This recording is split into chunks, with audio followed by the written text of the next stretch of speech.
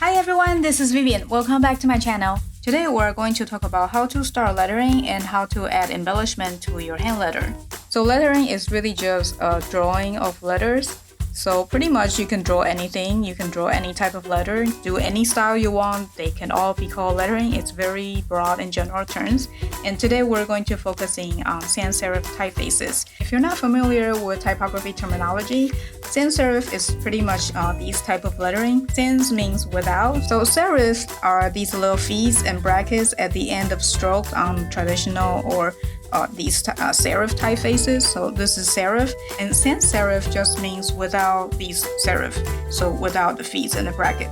So you will see typefaces on your computer such as Arial, Helvetica, Avenir, Gotham's. They are all sans-serif typefaces. So to draw a sans-serif typefaces is very easy. We all know what ABCD looks like. And how you can practice is just start drawing, and they don't have to be perfect. So quite the opposite of calligraphy. If you have seen any of my calligraphy videos or other people's calligraphy video, we always emphasize on consistency and just the uniformity of the letter form. But when we're doing lettering, is very free and more playful. So you don't have to be so perfect. And the thing is, if you want a perfect parallel and thickness typefaces, you might as well just type it out, right? So if you're drawing it, that means we want some variations and want some more flexibility in it. To start drawing lettering, I think it would still be a good idea to just print out a sheet of the alphabets and just to go either trace over these or to just eyeball it and to copy it on a sheet of paper, so you get used to how to form these letters. So there are two ways to start drawing these sans-serif letter form. One is to start with a skeleton. Say I'm drawing the A, and then I would just draw an outline or offset the strokes.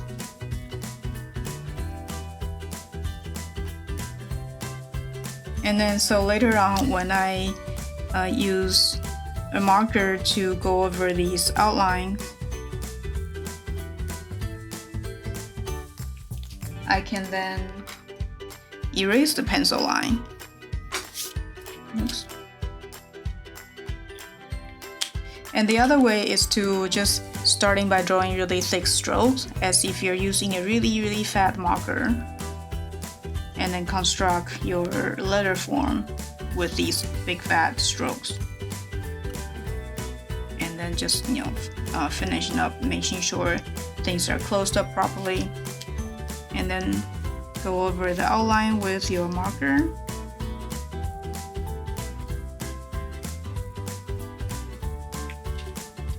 And then when you erase that pencil line, there you go. Once you do this a couple times, then eventually you will just be able to draw a letter form without constructing the skeleton or the strokes. You kind of just know. So that's how you will draw a sans-serif letter form. And what's fun about doing these sans-serif letter form is that you can have so much fun in doing embellishment. And today I'm going to show you just a few very simple ways to get you started. And they can definitely be combined and mix and match to create variations. So I'm going to use the letter H as an example. So you have a simple H form. The first way is to do something outside. So I can do an outline of it. Let's say if I take a thicker markers and I just do an outline. So there is a way to do it. And another way is to do inline. This is pretty much just leaving the skeleton there. And keep in mind, as you're doing a sans-serif letter form, even by just changing the thickness of your stroke can really change the characteristic, the personality of that letter. So if I'm doing a thin stroke H, that has a different personality you can see, or you can stretch it very long. So that has a different personality. Or you can even go very wide. So that's a different variation. And with all of these, you can do an outline to make it look different. And then also you can also just color these. So you can see now they all have different personalities already. And then with the inline, other ways to make it different to the variations of inline would be instead of doing lines, you can do circles. And you can do a combination of these. So if I add outline to it, then it starts looking like some Broadway signage. So here, even if just by thinking, adding outline to it, adding something inside, there's already all these variations, and I'm sure you can come up with even more variations. I can also, on top of my head, I can think of one. Instead of adding lines, I'm adding stars to these. So you can do different, instead of doing inline, you can do different textures on different kind of flying style to it. So that's one way to just make your lettering more interesting. And then now if we want to start thinking about something a little more 3D, we can start adding some bevel on the edge of these letters. So if I'm starting also with the outline, I can simply connect these corners to make it look like it's beveled.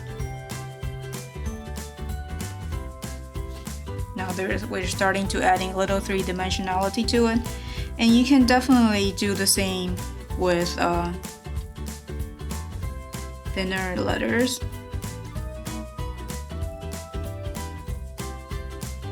So even with these bevels, you can really change how much the bevel angle is. You can go really extreme with these inline letters. That's the bevel that really goes like a rooftop bevel. And then you can add an outline to it. Why not?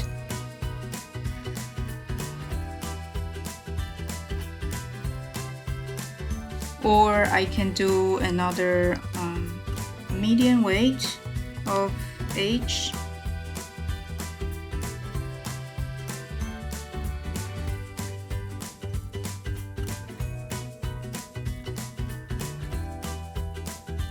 I can color in the middle.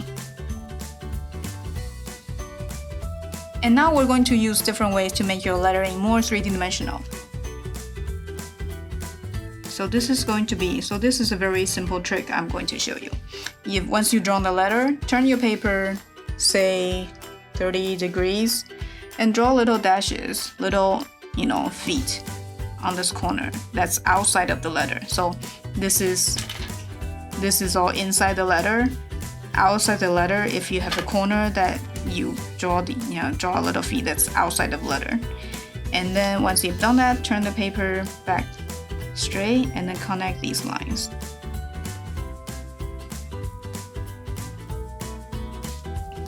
Now you have a 3D letter, and you can definitely do this with add on to the different variations of size of letter. So if I have a skinnier H, and if I want to do a taller letter. And the reason why I turn the paper is because it's easier to draw a straight line than to draw a slanted line to make sure they are parallel. So if you're doing straight line, chances are they are somewhat parallel, especially if you have been practicing, the calligraphy basic strokes, then drawing straight line that's parallel, it should be no problem to you. And then turn the paper back, you can connect these. So there. So now you have a really tall H. So these are more like the paper, the letter is flat and it's coming out of the paper. But what if you want the letter to stand up? You can still turn the paper, and then instead of drawing lines down, we're drawing lines up. So it'll be this way. If you have a ruler, you can make sure they're all the same length. And then turn the paper back, connect these lines. There. So now it's more coming at, towards you instead of growing up from the paper. And then there's one more way to do lettering more three-dimensional, or just pop it more out from the paper, is to draw like a double vision, what I call a double vision. But what essentially is you're drawing pretty much another H behind it. It's like you're lifting this H back up from the ground. So something like this. You can leave it as is, or coloring that the one that's underneath. So it's kind of like two pieces of paper that's, one is floating on top. So that's another way to also make your letter pop a little bit from the page. And then of course you can combine with the other embellishment technique that we had before. So now not only is 3D, but it's also beveled. So cool. Or you can add embellishment to this thing. And as you can see, we're only using just, black markers. So imagine if you start using color, you can do even more, interesting stuff.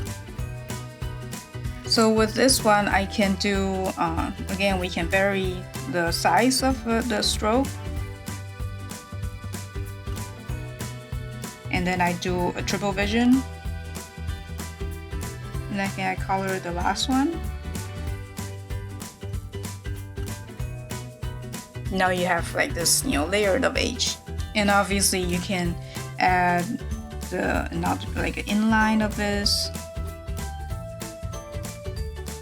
So as you can see, you can really mix and match with all different little techniques. You can add embellishment by adding something inside or adding something outside, making it three-dimensional, or making it a bevel edge, and then do a combination of those.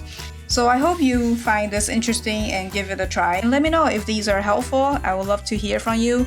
If you find this video helpful, don't forget to give it a thumbs up and consider subscribe. I'll see you next time. Bye!